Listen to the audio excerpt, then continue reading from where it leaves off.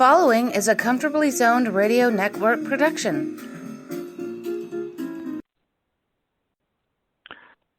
Thank you, Tally Olson. I am back. It's a week later. I'm Ralph Tycho with the Comfortably Zoned Radio Network. And you are comfortably zoned a week later, though, with Gabriel Schechter, Part 2. I am so happy to have you back because, Gabriel, you were nice enough to send me a copy of your book on a PDF that I am having a ball with. It's just, as an old-time Yankee hater, turned into a Yankee worshiper from those days because I just can't get by the idea that I was looking at the greatest dynasty of our time as a kid. And but boy, do I love the stories of their ill fortune. Let's start with something I wanted to elaborate on from last week was the Yankees not signing Vic Power, or the Yankees trading away Vic Power after they sent him to spring training, not once but twice. Not spring training, but the 40-man roster. They called him up at the end of the season. And they didn't play either Ellie Howard or Vic Power. They didn't even have the decency to put them in a game. Absolutely. They brought Power and Elson Howard up in 1953 at the start of September with some other minor leaguers. But even though they had a 12-game lead with 2 weeks to play, they never saw fit to put Howard or Power in a ball game. And they tried to deflect charges of racism. Oh, they were on the roster. They were on the roster. And they didn't use Howard until 1955, 2 seasons later. Wow. They were very, very short-sighted on that one. They left his prime, basically, as good a catcher as he was, and he had an MVP year. I think it was in 63. 63. 3 guys had MVP years in 63, 3 different sports, and they all wore number 32. I believe it's more than that if you count Gookie Gilchrist in the AFL. I think he wore number 34. That's the first. I could be wrong about that. But we digress. But we do. And the other one was Jimmy Brown and Koufax. I guess it was Koufax, yes. So, yep. But we do.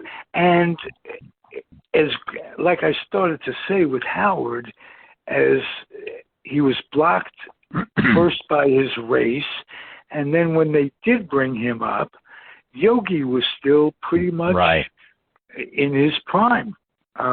Absolutely. So Yogi was the MVP in 55. Took him. That's right. So he was definitely in his prime. Oh yeah. And sure. It took Howard maybe 2 or 3 more years to even play regularly.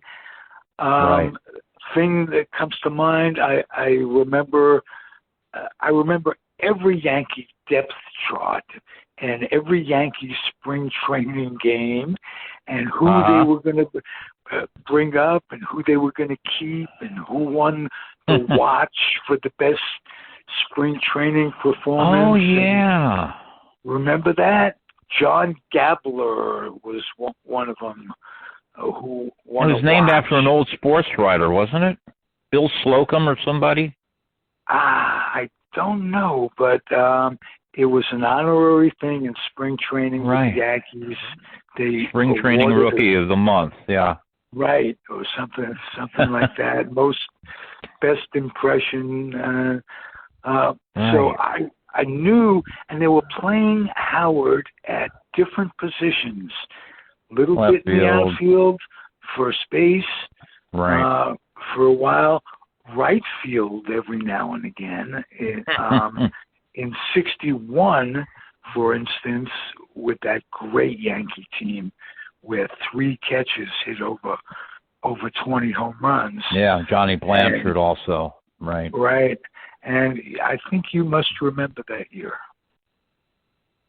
I don't know. That was actually my coming of age year in baseball. The first year when I was really aware of things like the standings. From the Reds standpoint, that was your team, and they played the Yankees in the World Series. That's what did it for me. I was a Reds fan. My parents were Reds fans, and so that year, my father took me to Philadelphia, to Connie Mack Stadium, for 2 doubleheaders that year. Oh, yeah, I saw like 3.5 games. I never saw the Phillies score a run. It was beautiful. But then they ran up against those Yankees, and the party was over. And you didn't complain because each game was 9 innings. You didn't rather have a 7-inning game because you'd have to be at the park for so long, and it was such a hated experience that they have to reduce it. Oh my God, things have changed, and not for the better. No kidding. In so many ways, and I have yet to. I listen to baseball. I take my baseball on the radio. MLB has a yearly. Yep, I do too. And I've yet to listen to an extra inning game. But I know I turn them off. As soon as they get through 9 innings, I'm done. That's the best way to go. I don't want to hear who. I don't care who it is. Yeah. TV, radio, I'm done. I don't want to hear that announcement. Running at second base, Joe Slobotnik for. I think that's a rule from T-ball, isn't it? Jeez.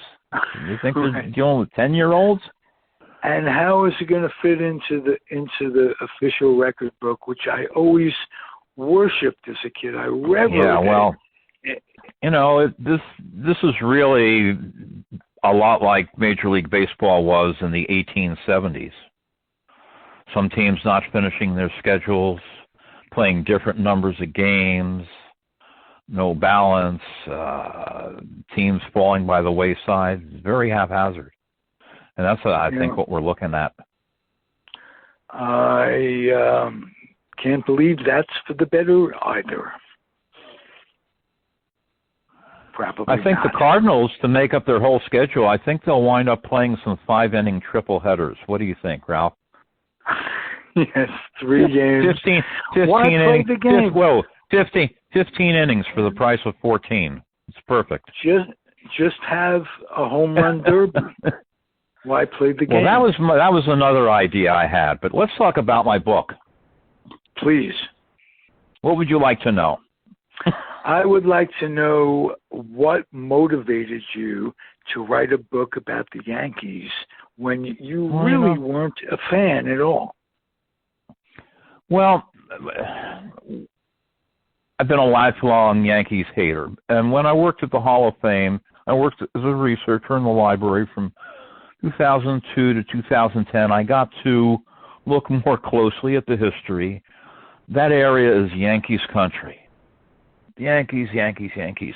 And there are so many books, and we got these assignments to fact check books and Yankees, page-a-day calendars extolling everything. And from my research and other things, I knew the franchise was not all sweetness and light. And so I had this idea. It was going to be the first of several books, just write about all the bad days, all the bad things that happened. There are enough Yankee haters out in the world that they would relish this stuff. So that's the motivation. I am accentuating the negative. For instance, one of the 3 sections of the book is on the postseason. And I have an account of every game the Yankees lost in every series they lost. And that's all. Those are the only games I talk about.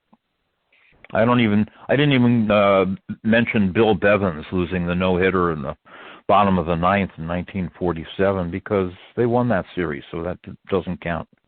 I'm celebrating everything bad that happened to the Yankees, especially on the field, and all the awful things that they have perpetrated over the years, on and off the field.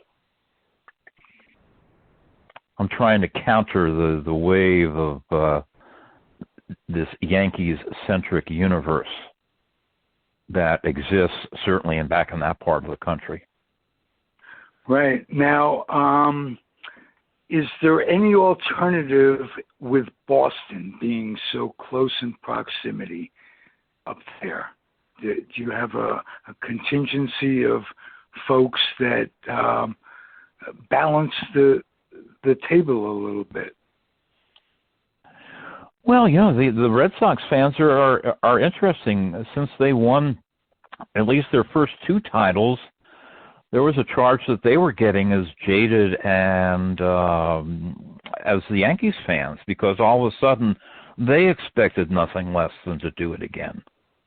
It's an interesting phenomenon, the leap from being behind your team to thinking that everything revolves around your team. Right. That's a very good transition when your team finally becomes successful. You don't remember the days when just a win was, you had to be grateful for just a win every now and then. Well, we original Mets fans certainly know that. Oh, my God. When wins were the rare exceptions. Yes. I can't tell you the memories I have. Everybody loved it. I say everybody. The majority of Met fans in the early days just thought, "Isn't this cute? Isn't this nice?" And I was an original Met fan, used to a New York that had all those dynasties with the Yankees, the Dodgers always being there, Giants winning in 54, winning it all in 54, and winning the pennant in 51. I was used to more of a, more competition. So exactly. More the of thing a competitive team. Back when we were kids, there was such a thing as being a National League fan or an American League fan. And when the Dodgers and Giants abandoned the city, National League fans were starved. That's why my father took me to Philadelphia in '61. It was the closest we could go to see the Reds. And so when the Mets came in, all the National League fans were, we've got a team. We can go out there and see Willie Mays play because he'll be there a couple of times a year. Remember the early Mets credo that the ideal game for a Mets fan was Willie Mays hits 4 homers and the Mets win 5-4. Yes. I was a Giant fan, and when they'd come back, I had become a Mets fan. It was '62, and it was the year of the Giants in San Francisco. Five coaches and a manager were my former heroes. They were World Series heroes, guys like Larry Jansen, Whitey Lockman. They were, Alvin Dark, of course, was the manager. It was a big conflict for me. How I justified it in my mind, the Giants had left me as an 11-year-old kid in 1957, and I had decided when the Mets came into existence to be a Met fan. And it was tough. It was a no-brainer. The Giants came back. But I could not root for the Giants when they played the Mets. That was just I was happy they won the pennant in '62. Didn't feel all that bad when they lost. And they lost to the Yankees, and it was a hell of a World Series. But I didn't feel good when they lost, let's put it that way. But it wasn't the same as being a loyal fan. I looked at it, the Giants were not loyal to me as a kid, and I was not going to be loyal to anybody that's but fair. my team. Yeah. So, but I do remember the first exhibition game that the Yankees and Mets played. I either heard that on the radio or saw that on... I've got that in the book. Whoa. Talk about Casey that. Stengel managed it. Well, Casey Stengel managed it like it was a World Series game. Okay. They I think it was a 2-1 game, and the Mets won it in the bottom of the ninth. Here we are. Let's see. Yeah, they won it in the bottom of the ninth on a triple by Joe Christopher and a pinch hit single by Richie Ashburn. Whoa. Mm-hmm. March 22nd, 1962. Yep. Oh, my God. 1962. Yep, there it is. I got it. I can tell you, I've got. Go ahead. No, but that the Mets made their. I think Rod Keneal had something to do with one of those early victories that established their lore, because Rod Keneal had been a Yankee farmhand, and he impressed Stengel at a tryout at what did they call it? Pre-spring training. Stengel ran something that he continued to run with the Mets. It was he brought basically everybody from the organization in, and Keneal had impressed Stengel, whose organization was loaded at that time. Keneal was not going to make the major leagues with those Yankees, but he impressed them with his hustle, and Stengel drafted him, and he ended up playing a big part in one of the first Yankee-Met confrontations.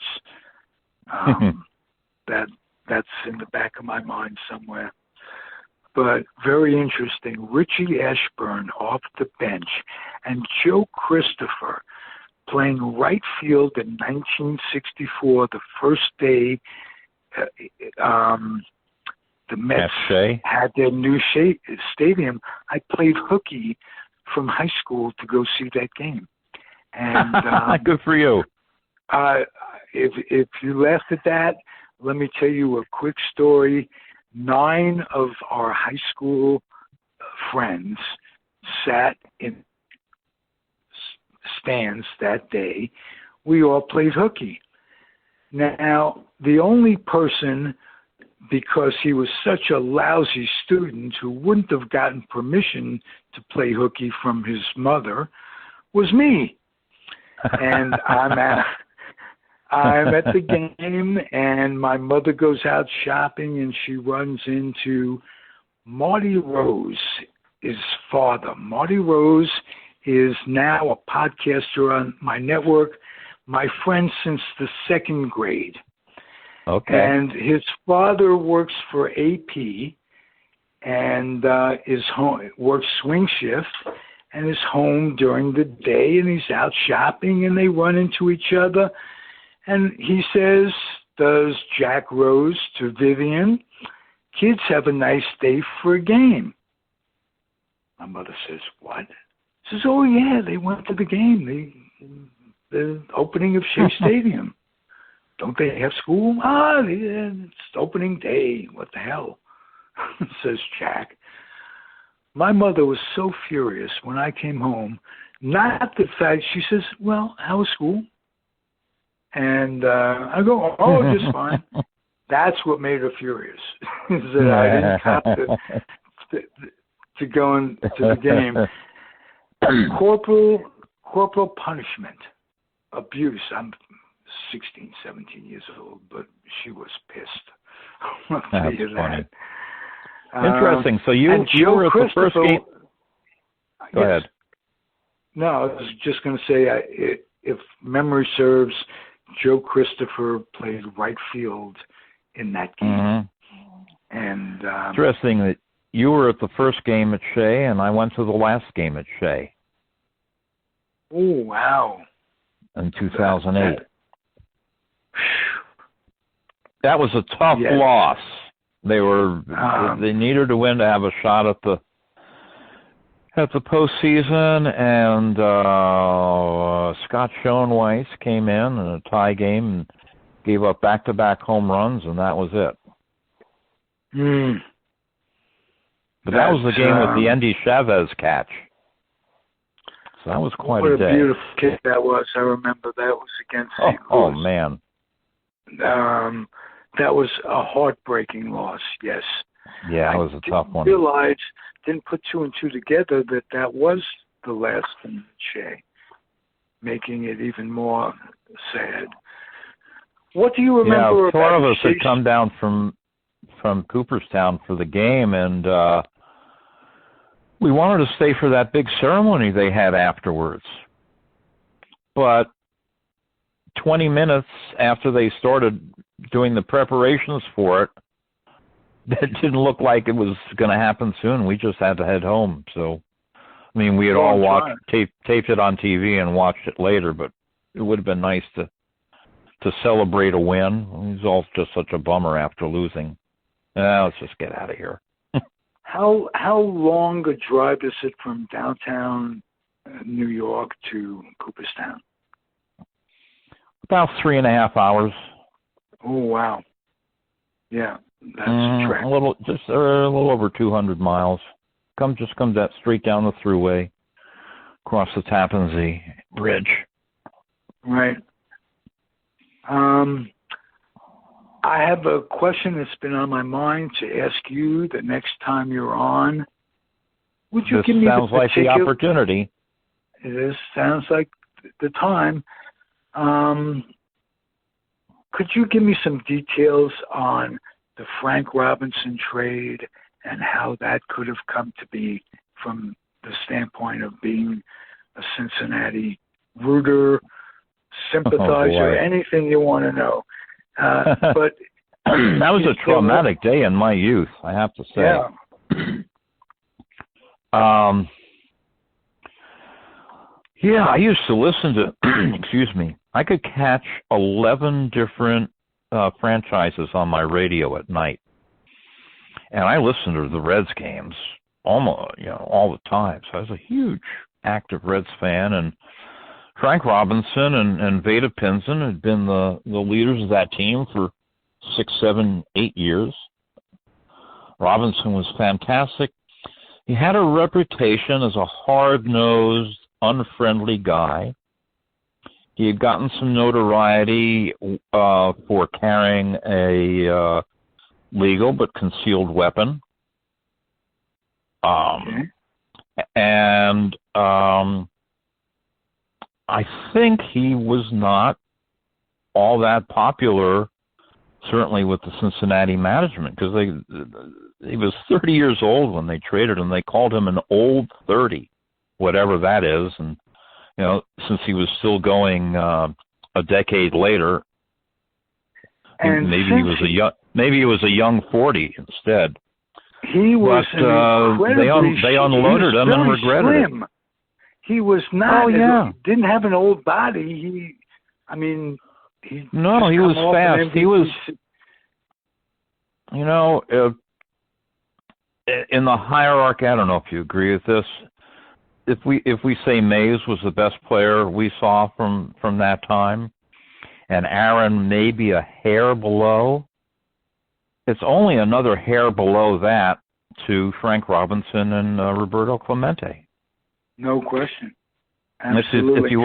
If you want to separate those four, it's only by a hair. The reputation that Robinson had, he had a weak arm. Is that correct? No, that's not true. Just not? Oh, okay. No, he was a right fielder for a long time. He had a fine arm.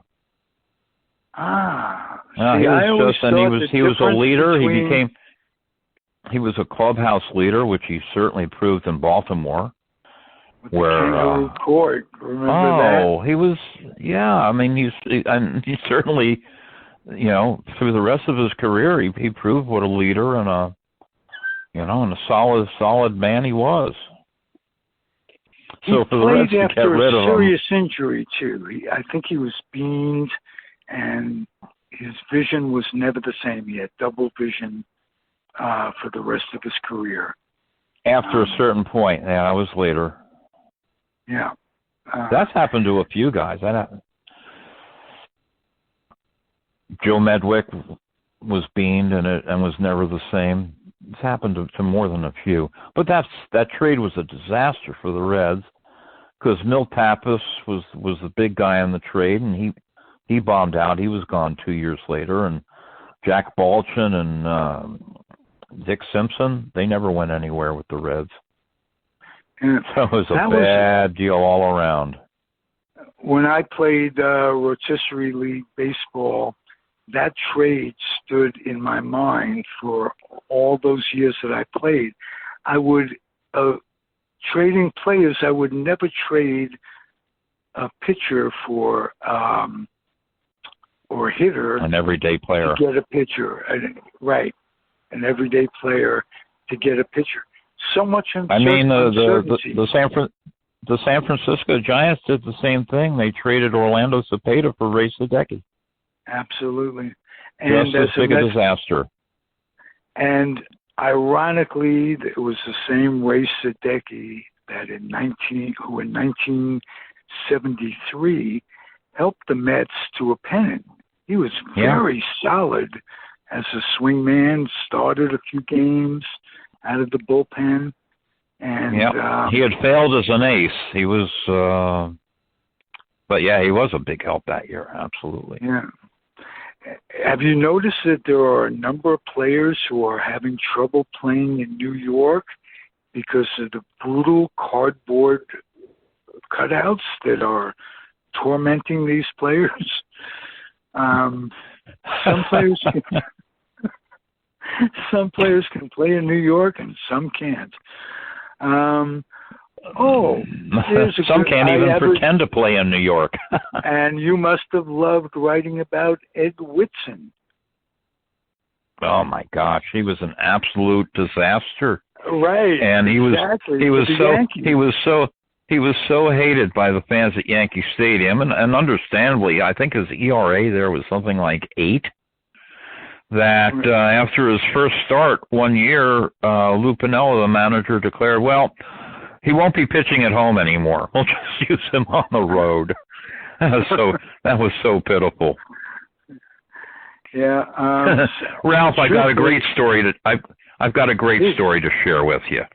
Okay. Because I can tell we're not really talking much about my book, which is fine. I thought I'd give you a segue into your book with Ed Whitson, and if you want to take it and run, but go with your story. I want to tell you this story. It's about my favorite Mets story. Naturally, I was obsessed with Tom Seaver, and throughout his career, I carried his season and career stats in my head on a daily basis. I did the same thing with Pete Rose and a couple other guys over the years, but I certainly did it with Seaver. Lifetime stats and yearly stats. Everything, and always projecting, always extrapolating. Well, at this rate, he'll finish with this. At this rate, he'll finish. At this rate, yes, he will reach 300 wins, things like that. So in 1975, I moved to Missoula, Montana. I taught at the University of Montana, and one of my colleagues in the English department was a fellow named Stewart, a native New Yorker, Columbia grad, and perhaps even more obsessed with Tom Seaver than I was, but not to the point where he carried the stats in his head.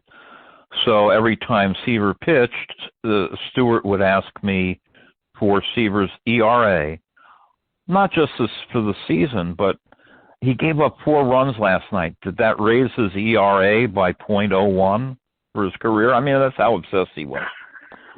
So one night, a couple of years later, the Monday night game, remember Monday night game of the week, was going to be the Reds, and Seaver had been traded to the Reds against the Phillies, and it was going to be Seaver versus Carlton.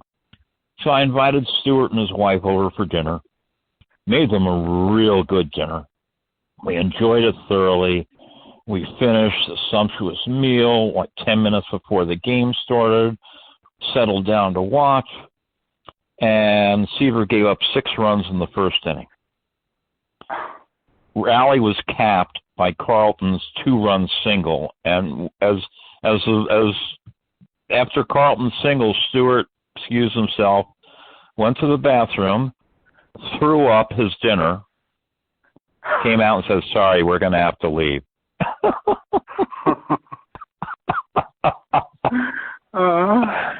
Now that's an obsession. That was even more extreme than mine. That is an obsession.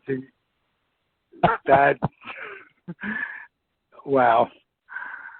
Yeah. But a very interesting story about fandom. And wow. Now, were you thrilled when Seaver became a Red? Or I'm sure you were. Why, it was my only consolation. If he had gone to any other team, I would have been as distraught as any Mets fan. But luckily, he landed on my other team. Well, so that part of it was fine. And he had two very good years with the Reds. He went 14-2 one year and 16-6 another. He was just fine for them, even though he got there just in time to miss the big red machine. And the Reds gave up 4 very interesting players to the Mets. Yes, they did. Pat Zachary, Doug Flynn, Steve Henderson, and Dan Norman. Yes. Pat Zachary was the most interesting of them. I was at Shea in '78. I drove in from Pennsylvania. I was at the game where Pete Rose passed Tommy Holmes with his 38th straight game. And Pat Zachary was the guy who gave up that hit. And Zachary was so pissed off about it, he went in the dugout, kicked the steps, broke his toe or his foot, and missed a good deal of time for it, just for giving up a record hit to Pete Rose. So that's what the Mets got out of Pat Zachary. Plus, I have a little Dougie Flynn story for you when he was with the Mets. Ooh, good. Doug Flynn is playing second base, and Frank Tavares is the shortstop. And the Mets come into San Francisco to play the Giants, and I find out what hotel they're staying in, and I call Joe Torre. And I just start chatting. He's an old Brooklyn boy, and I'm a Queens kid. I just start chatting with him. I said, I know this sounds crazy, but I have an idea for you. Why don't you put Flynn at shortstop and Tavares at second? Tavares had been a butcher. He hits great, but he's not fielding well. And I just comes out of my mouth in a little chat. The next day, Flynn is playing shortstop and Tavares is playing second. I don't know what to say. Manager for a day, huh? Manager for a day. I suggested it, and he went, yeah. He didn't go, wow, that's a great idea. Why don't you come be my bench coach? Yeah, right. He didn't say that. But it was indicative of my I need to just bullshit about baseball. Talk to whoever and see if some of it sticks somewhere. And it made way for a podcast show down the line, Right. the same thing. I remember when Len Coppett, a great New York sports writer, a Hall of Fame sports writer, comes out to Don't say San that. Fran- Don't say that to me, Ralph. He's not a Hall of Fame sports writer. He won the Spink Award. I can't let that go by. Okay, I understand exactly where you're coming from, because so are all. How about executives? They're Hall of Famers. The people who win the Frick Award and the Spink Award are not Hall of Famers. Okay, but he was a great sports writer, right? Oh yeah, he comes he out. Won the Spink Award. All right, let's put it that way. He was one of my favorite columnists. New York, I grew up with the New York Post. I grew up reading him too, in the Times. He and Schechter wrote columns for the Post, and I thought they were so contrasting in their styles. And I just thought they were great. And for one reason or another, he just wanted a better life. Leonard Coppett comes out to California to live, and I spent an afternoon with him at his home in Palo Alto in 1992. Right. God, was he fantastic. I got a whole education in one afternoon. In 1995, along the same lines, I invited Leonard to do a cable television show that I was putting together, where I would have all the old New York names. I had Hank Sauer. Hank Sauer wasn't a New York name, but he was one of those who was on. Right. Hank Sauer, Joe DeMaestri, a San Francisco kid, was on. Charlie Silvera, Coppett, and one other somebody who I should know. I had from a the series area. From the area, live on the air, on television, me talking to Coppett. And I said, wow, Mr. great. Coppett, it was literally the first interview I ever did with anybody. And I said, Mr. Coppett, I said, you and I have a lot in common. He said, when you worked with the Post, I was delivering the Post. He says, I'm sure your job was much more important than mine. Or something, some self-depreciating thing. And I totally felt the weight of the nervousness of it all fade away from me. I was instantly talking to my uncle, that kind of thing. He was so good at just being Leonard Coppett. You had to know him. There's he was the first writer I read who was really analytical, who did not take other people's assumptions. He was really a forerunner of Bill James and saying, well, everybody thinks this is the way it should be done, but if you look at these numbers and that numbers, it shows you something else. He's the first I know who did that. Wrote the Thinking Man's Guide to Baseball. And he wasn't just a Spink winner in baseball, basketball as well. He wrote a great book, 24 Seconds or whatever, along the same lines of analyzing the game. Look for an essay that he wrote, a column or essay, whatever, and it's out there comparing Mantle and Mays. Oh, and okay. It's incredibly interesting. I won't give it away in any way. Yeah, okay. But, look for that. Is this not a great game to talk about, or what? I know. I just this morning started Everything rereading one of my memories. favorite. This morning I began rereading one of my favorite old baseball novels, Philip Roth, The Great American Novel. And there's just such a richness inherent in looking at any aspect of the game, whether it's the game, the people, the business, the fans. Wherever you look, you find something intriguing and rich. Absolutely. You're turning me on to something. I know a lot about Philip Roth's work. I know a woman who went to high school with him, and I've been a great admirer. I did not know he wrote a baseball novel. The Great American Novel. I'm writing it down. Published in 1973. Whoa. After Portnoy's complaint, obviously. He was getting... Yes.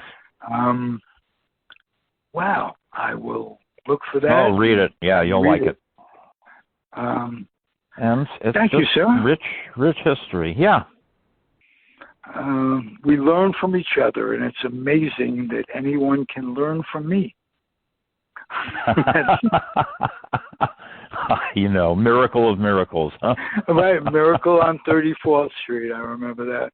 Speaking of it, well, I learn everything from authors. Everything I've ever learned is from reading, and I can't stress enough where I came into this podcast, doing a podcast, and I've gotten away from it. I want to remind people who enjoy our work, our today, but mine, occasionally, whatever, in any way, box up some lightly used or new books and take them to the Head Start program in whatever community you live in. I've gotten away from asking folks to do that on a regular basis. Books are so important to kids in developing a passion. And I would not have given any credence. Baseball would have been great and it would have been nice if I weren't in the wintertime consuming myself with the Jackie Robinson story and Sal Magley's story. And I mean, it's just imperative that people get these kids who are in need of Head Start, get it, especially the way the pandemic is with schooling and what have you. Get kids reading. It will be an investment in society anytime you do something like true. That. So, and you're speaking with you reminds me of that. So, no higher compliment. No higher compliment. Tell me something about your book that you want everybody to know beyond what we've talked about. I think it's a perfect book for its time because it's funny. It will provide laughter when it is much needed. It's solid history. It pokes fun at the Yankees, points out their shortcomings and the other half of their history. But the intention is to make people laugh.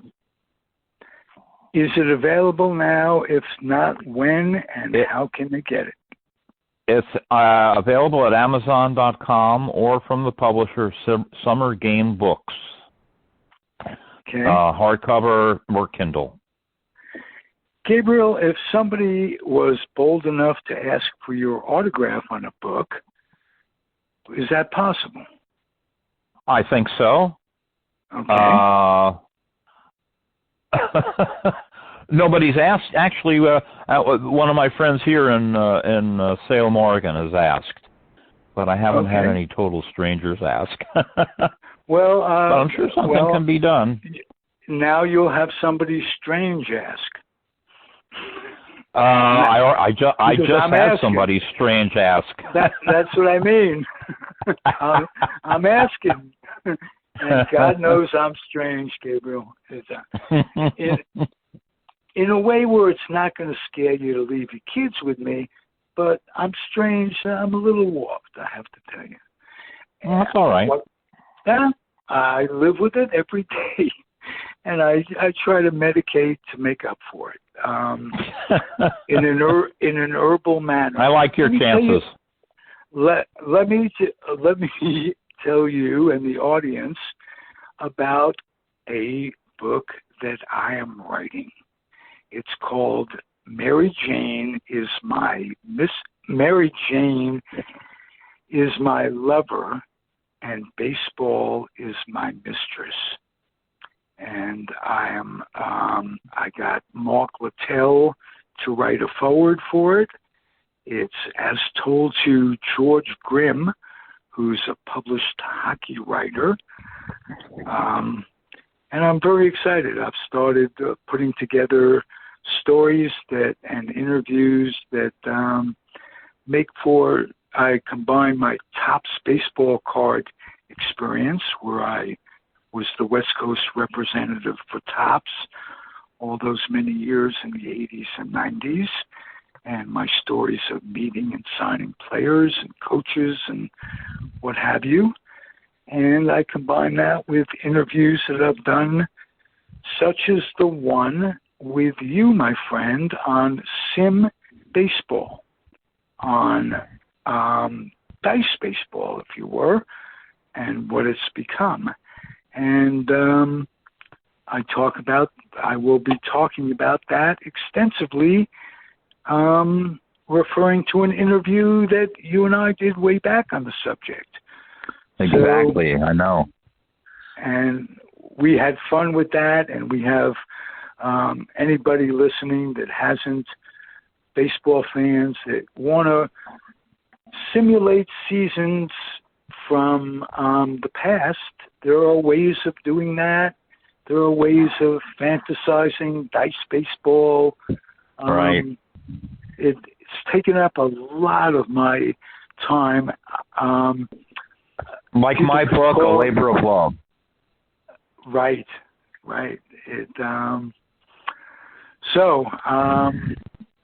I'm glad to partner with you in the love of baseball, sir. Same to you, Ralph. Okay. We'll do this again very soon. And I want to thank you for coming on repeatedly and blessing the airwaves of Comfortably My Zoned pleasure. Radio. Beautiful. Gabriel Schechter, my friend. Adios. Adios. Thank you for listening. All right. Thank you for listening, everybody. I will be back at you as soon as possible. Happy trails.